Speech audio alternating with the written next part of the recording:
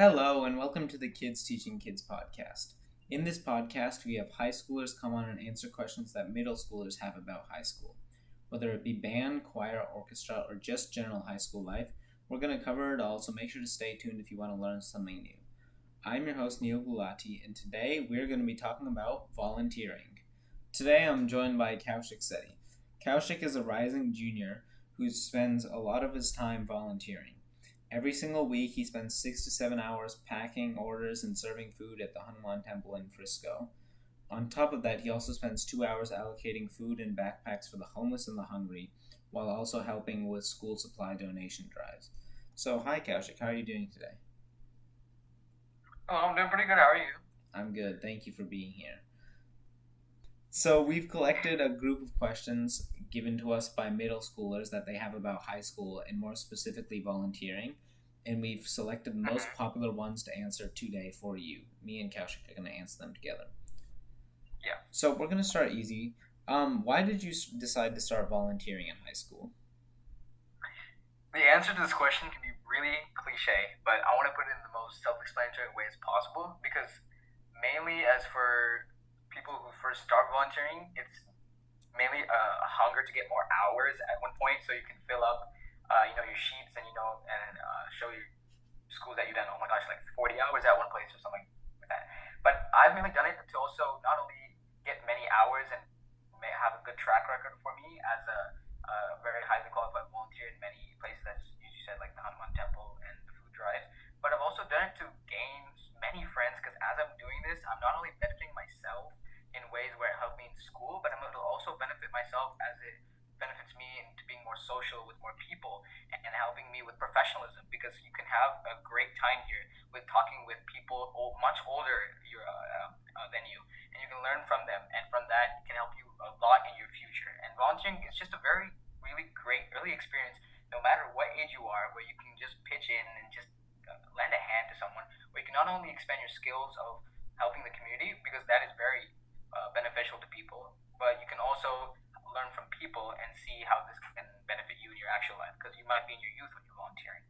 So that's one of my main reasons of me volunteering. I want to learn a lot of new concepts of leadership as well. Actually, leadership is a very big one here in volunteering since it comes with the youth, and youth leadership is extremely underrated. And another thing is, as I said, benefiting my community because the least you can do towards the community at such a young age is just lending a hand in such minor things that can bring such a big impact. And yeah, that's a very simple answer for this question. Yeah, I think that's a really good point. I think you brought up a good point about the friends and people you meet. If you pick something like, say, you're really passionate about like feeding homeless people, and you find other people with that same passion, you're gonna end up clicking just because you guys have that shared passion. So I think that's something people overlook is you can actually meet a bunch of really cool people through volunteering while also giving back. Yeah, and even if you do not have any friends when you start volunteering, don't let that be an opportunity for you to not make friends. Because why not make friends when you have the potential to already have old friends? I know you might have old friends as you were growing up with, and you might volunteer with them and say, "Hey, you want to join this together?" But making new friends can not only it's not only like something that you should do. Like I know a lot of people's parents will encourage people to make friends, but it can also benefit you in the future because those lifetime connections can really benefit you in terms of things like getting into great colleges and to just maintain a great social life actually. So making new friends is a very big thing with this. I made a lot of new friends with these volunteering opportunities. Absolutely. So, what types of volunteer opportunities are available to high school students?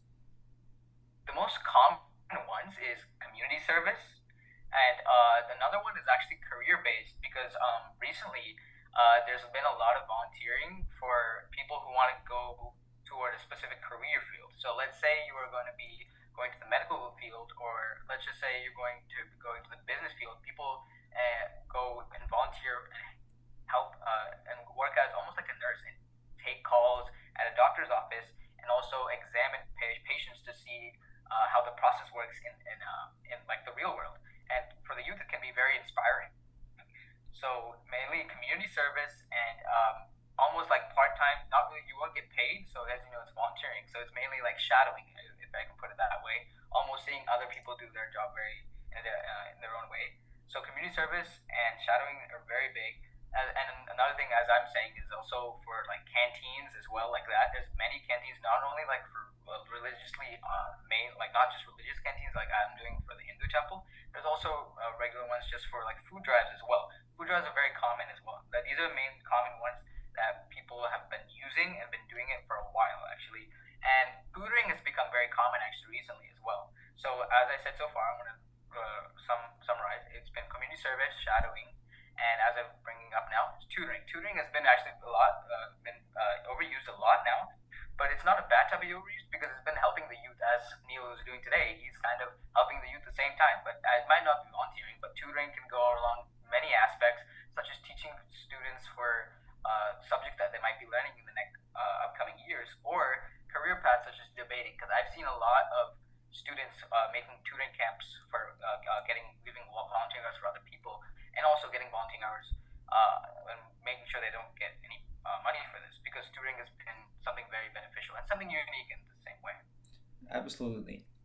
I don't think there is a limitation. I think there's a bunch of opportunities you can find as a high schooler. Yeah, but exactly. What do you think are some good places to look for these volunteering opportunities? So the school actually offers you a website, or not really a website, but a Google document of many opportunities for you to click from.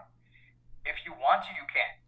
But I will make sure to not rely on that, because many schools might be giving you that document and making sure that that encourage you to use that. But the only thing is that as many students use that document and find volunteering opportunities, you won't find a variety, you won't find a diversity in what people are doing differently. Because the main thing with volunteering is you also make an impact, but doing it in a way that someone else that doesn't do.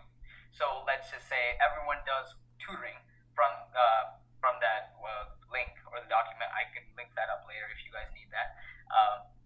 Someone does tutoring, or there's 50 people doing tutoring, and one kid, he kind of uses outside sources. A very amazing source is using friends and family, because they not only know volunteering opportunities around the area, but it might be based on what you want to do when you grow up. Because I know that one of my dad's friends, they have businesses and organizations that they actually offer internships and volunteering. Internships is something very different, but mainly volunteering as well. So using resources like your parents can be very simple and just extremely beneficial and resourceful for getting great organizations, as they got talked about. Because I mainly learned about my volunteering services from, one of them was from a friend, and other one is just scouting through areas such as billboards. There's also big like note boards around the area, such as like very public places like the temple, as I was talking about. And normal public places actually have posters on there talking about their organizations. And a very easy one for you to do it is actually school. School actually offers a lot of volunteering as well. Sometimes there are clubs meant for volunteering, and that is your easiest way of doing that. So as I recommend you, many middle schoolers coming into high school, make sure to always be open to clubs, and always join a few clubs, maybe 2 or 3 clubs that revolve around volunteering every year. Because I know it might be very hard to start, but once you start it, you will never regret that decision, because it's harder starting it than doing it actually. So I feel like school is also another very easy resource, as I've talked about. Yeah, I think there's definitely a lot of volunteering opportunities, but I think people also people will not notice a volunteering opportunity. Most people, when they think of volunteering, they think, packing food and giving it to homeless people, right? Which is a form, but there's also a lot of different forms of volunteering. Even so much as helping your teacher, like vacuum their room or something. Yeah, these are all forms. Yeah, they can be very simple and unique things. It just has to be presented in such a niche way. So volunteering should not have a stereotype. It shouldn't be a stereotype of packing food, cleaning this area, picking up trash in this area. Because it's not always strenuous work. It can be also impactful. Tutoring doesn't take much time. Take much strenuous work. It just takes the knowledge that you have, actually. Maybe you can agree with that. Exactly. So how often do you think people should volunteer during the school year? So this is actually depending on what grade you're in. So if you're in 9th grade, you don't have to really worry about any of your tests. Because I know since you're 9th grade, you won't be doing many AP classes, maybe 1 or 2, as assumed. And so that's your best time to at least find a few organizations and stick to them, and maybe find the ones that you're really interested in. And another very big skill I've learned for volunteering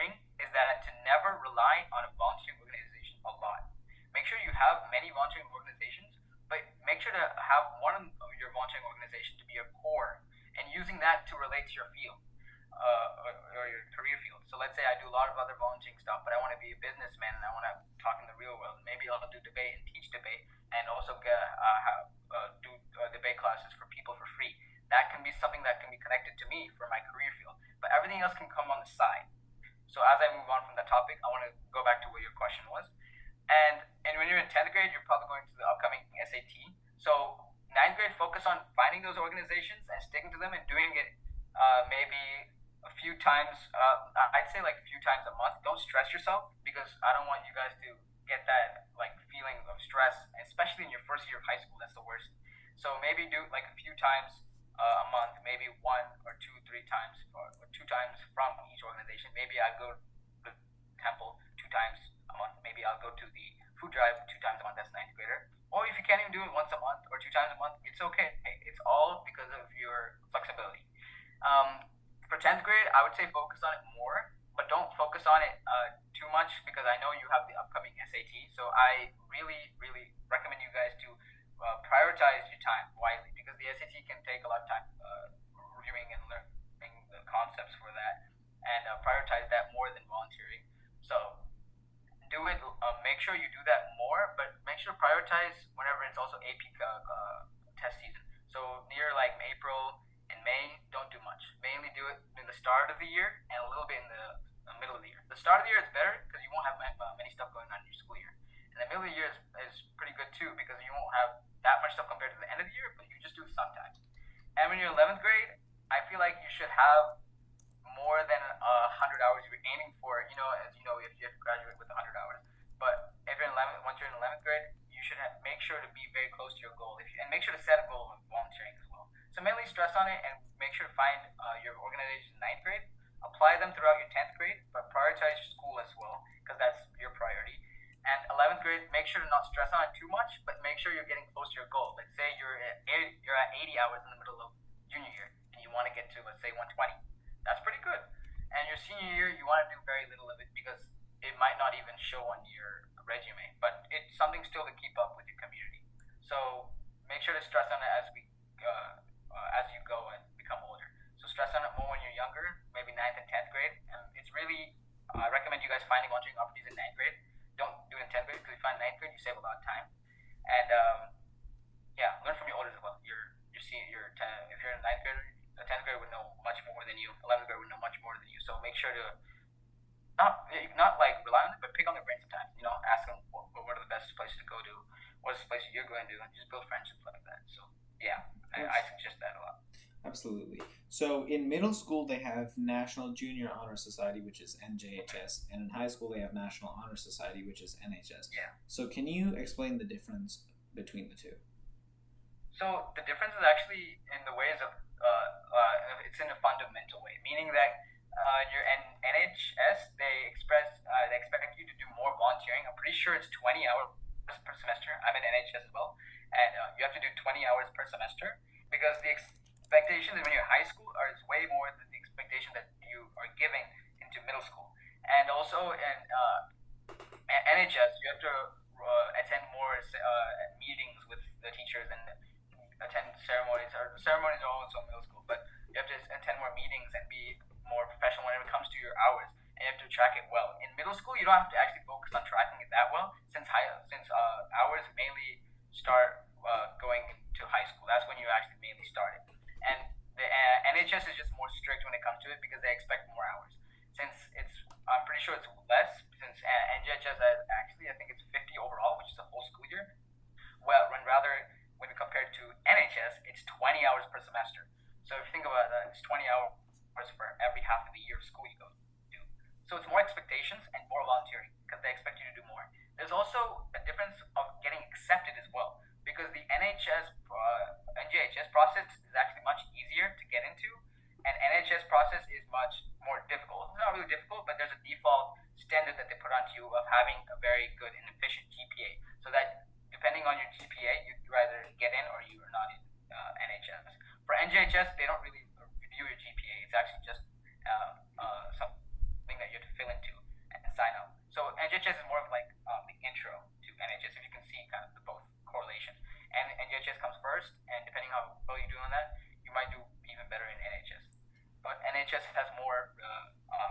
expectations, and the getting accepted is in a different manner as well.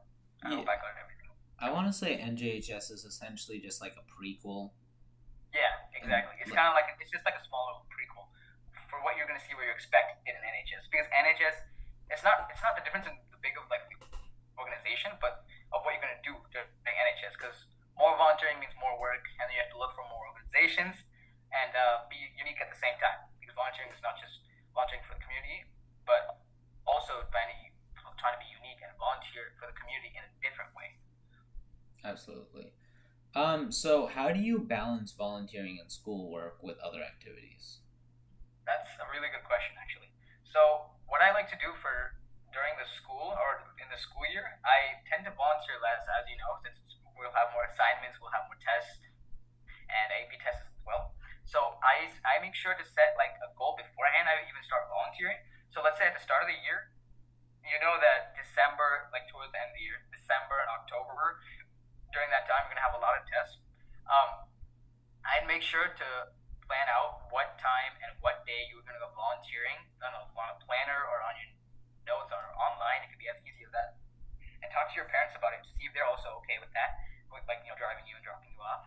And do that according to your plan. Let's just say, for an example, maybe a kid wants to do it once a week or once a month, and making sure that you prioritize your homework and all your classes. So almost set it as a goal. So oh, okay.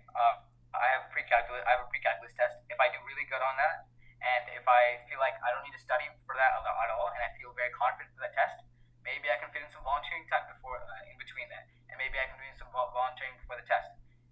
But if the pre-cal testing is really hard and pretty difficult and something that you've not prepared for at all, prioritization is key, and making sure that you prioritize is something that you have to put as a skill, not for even as whenever you're older, but something you have to do when you're younger.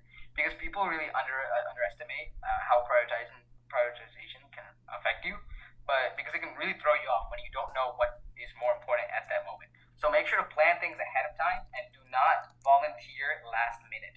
Oh, I'm gonna volunteer at this place right now. I think I have some spare time like that. No, I think it's best for you to plan because you don't know what's coming and you don't know what is expected.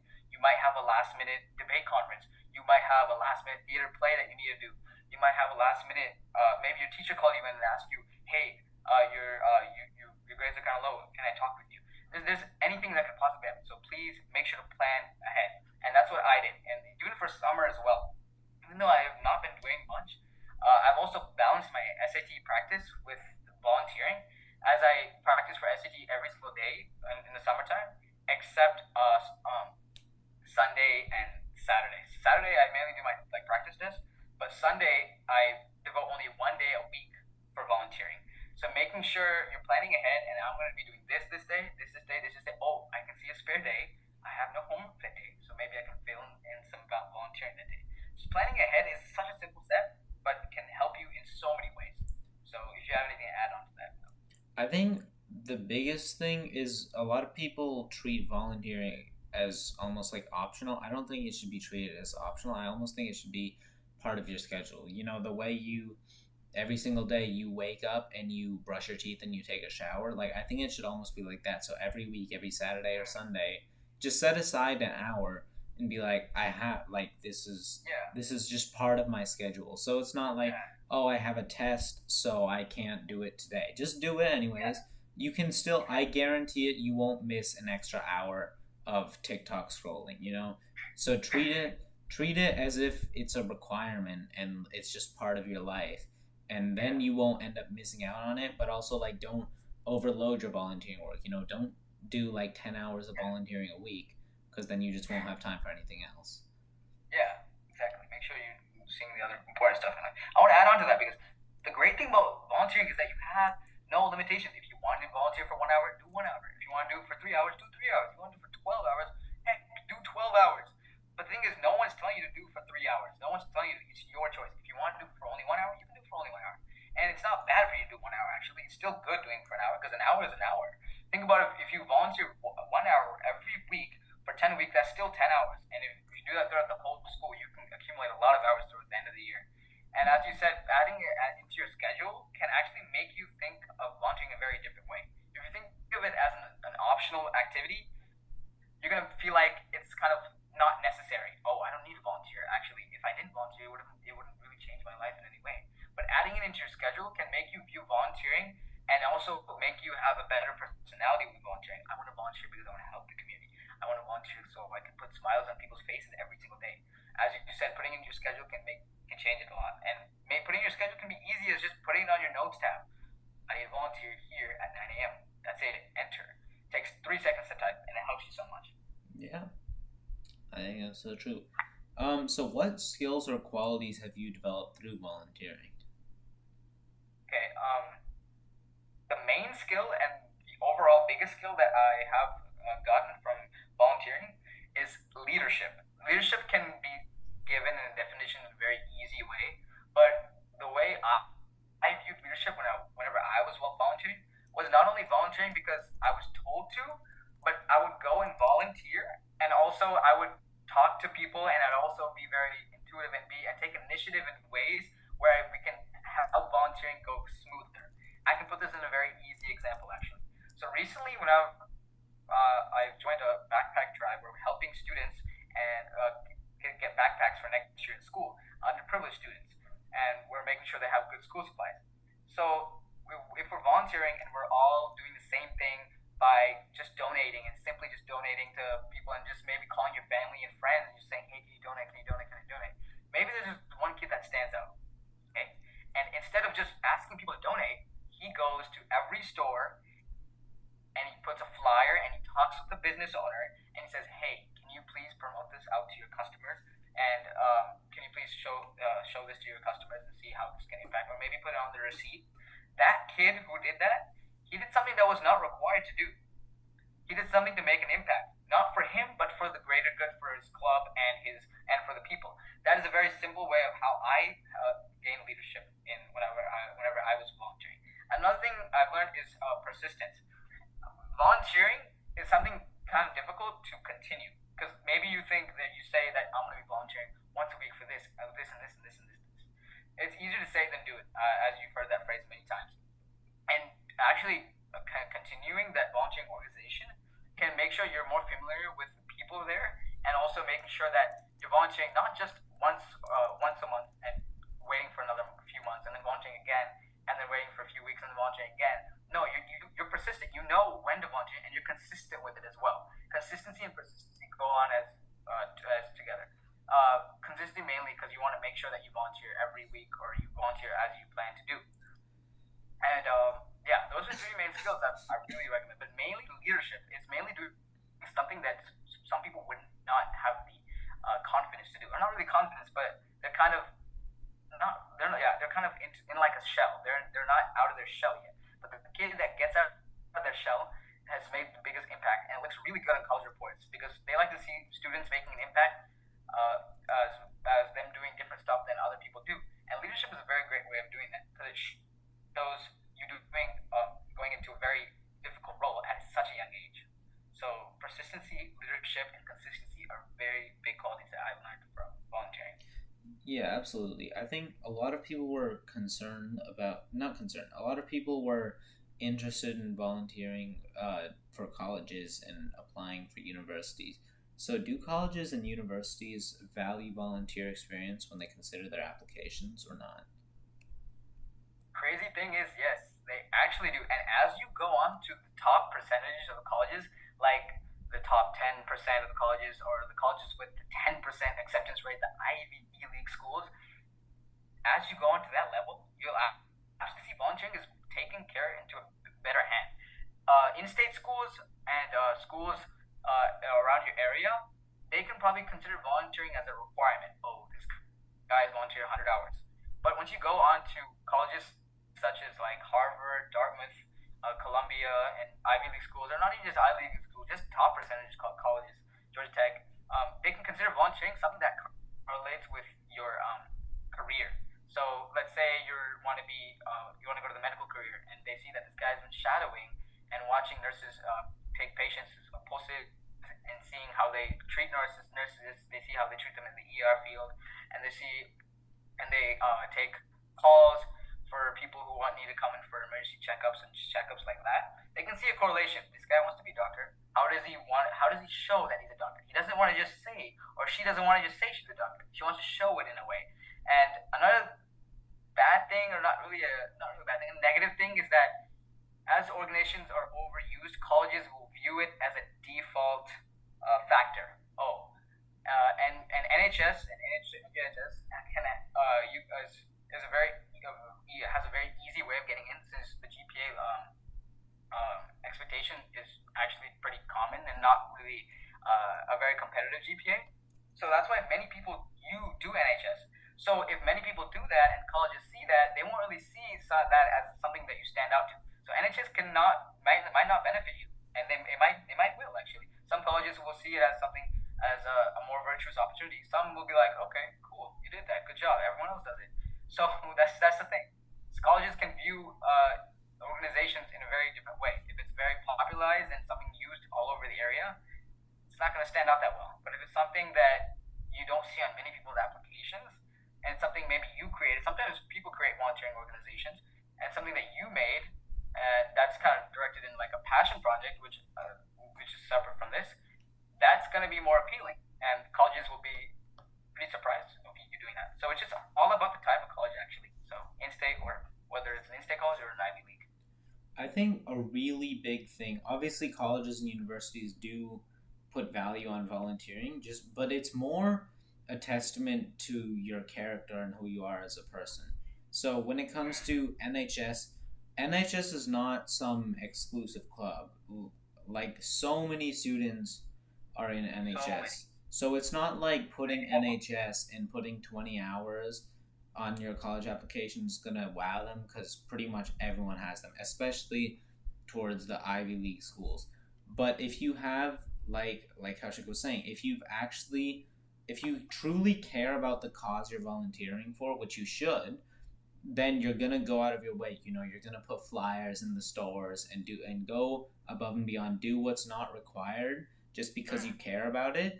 If you write about it in your essays, or if you talk about it more like that, it shows that you really genuinely care about helping the community, and not just doing it so that colleges say, "Oh wow, what a great person."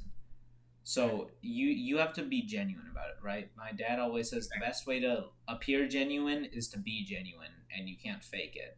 It's it's not something you can fake. So just I'm not saying you have to be passionate about feeding the homeless, but find something that you are passionate about. Maybe it's pets, maybe you want to walk dogs.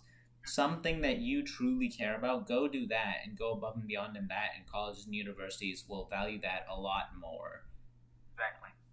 Yeah, so, make sure it correlates with your character and something that you want to do, because that's such an easy way of showing colleges that you are really passionate about it. Yeah. Like as you said with the pet thing. Mm-hmm. So, yeah, and do what people are afraid of doing. Do the thing that people are afraid of doing, because that is the easy way to stand out. Yeah. So are there any specific organizations that colleges like to see kids volunteering to? I actually don't know many specific ones, because it really depends on where you are, because I don't really see many organizations. The one I'm in is LEAF, which is Little Elm Angels Foundation, which is here just in Little Elm, because it's a Little Elm based one, and it's connected with the mayor. So the mayor also overwatches this club. So it kind of changes from state to state, but my best choice is to connect and talk with your school, and not really school, since school can give you really overused organizations. I'm sorry not to offend any schools, but they can give you really overrated ones. So I don't really know many ones that stand out, but I know ones that can stand out in like a medical field, because I know THAC, which is THAC, different than the other medical ones that I've heard of. I think there's another HOSA one that's pretty overrated too. DECA is also pretty overrated, but the thing is, if you do something, like if you get the ICC award in DECA, that's actually something it's not showing that you just were participating in DECA, but it's something, it shows that you got some type of award. That's not anything to do with volunteering, but yeah, I don't really know many of the ones that can help you stand out, but I can tell you the ones that I do. I'm in LEAF, I'm in with the Cardis, the Hanuman Temple, volunteering there, those type of organizations, something that showing you that what you're interested in. So yeah, I don't know the main ones that are the most unique ones, because the thing is, to find something unique is to find something that not many people know about, and that's not to find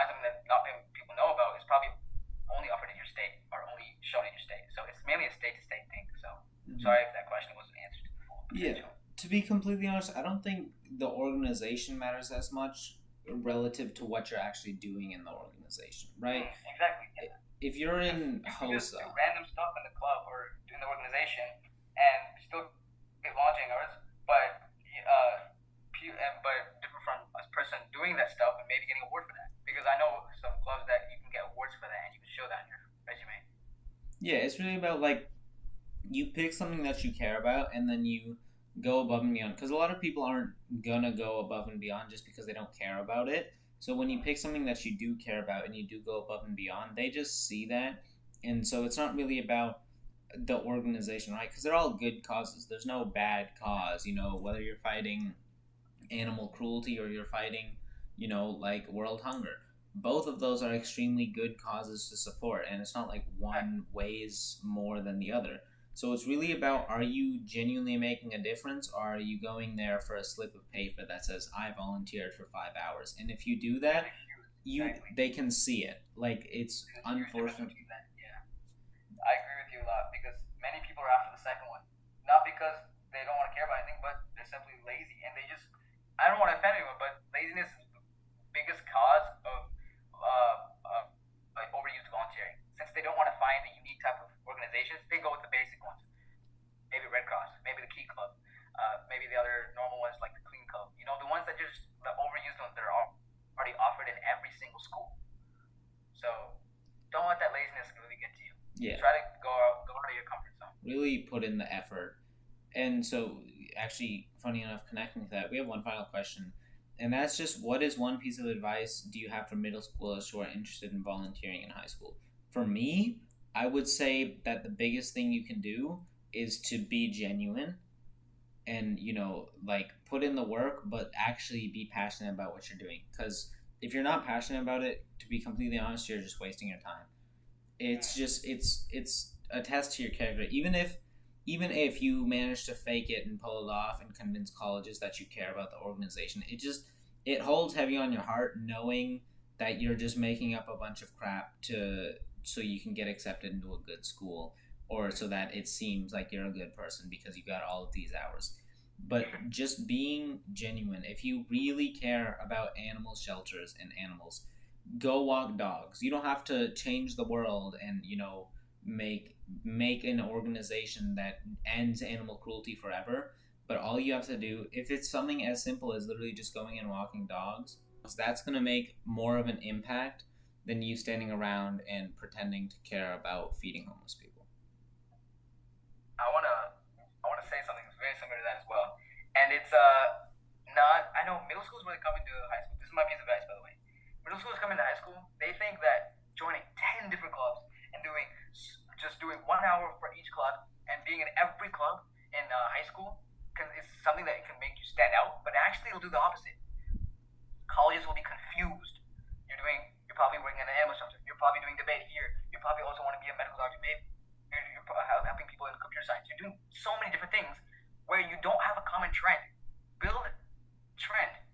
Let's say a student wants to do debate and he wants to go in a political way, or maybe they want to go to law.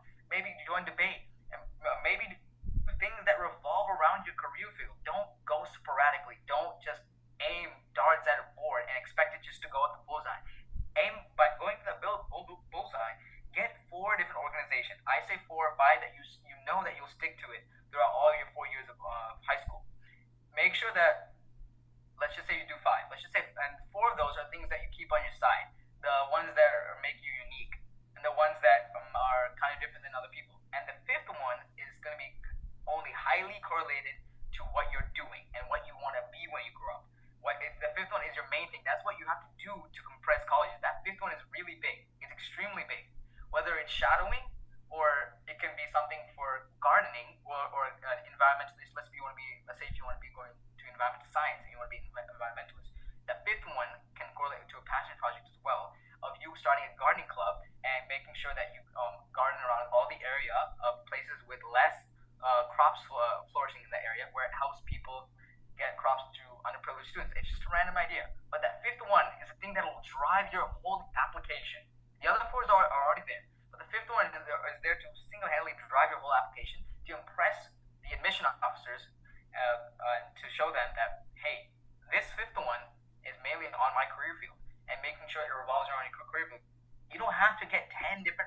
presentations and put 1 hour through them every time, 2 different ones. Don't join 10 different clubs.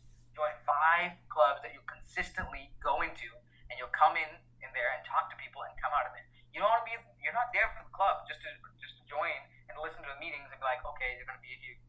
We're gonna have to meet there once you're there, and then just leave. No, it's as I said before, consistency and persistency are the main qualities that you should and you will learn from the high school experience. I know it can be very overwhelming, but I hope you middle schoolers do not stress on it way too much. Because as I said, plan ahead. Yeah. That's my biggest advice. I honestly think that's a great place to leave off. Well, thank you for being here, Kaushik. I appreciate you. Yeah, no problem, man. Make sure to ask us any more questions that you do have about volunteering, and we'll be sure to answer them. But that's all we do have for today. If you did learn something new, please follow us and subscribe on all platforms. And be here next Thursday. Thank you so much, and have a wonderful day.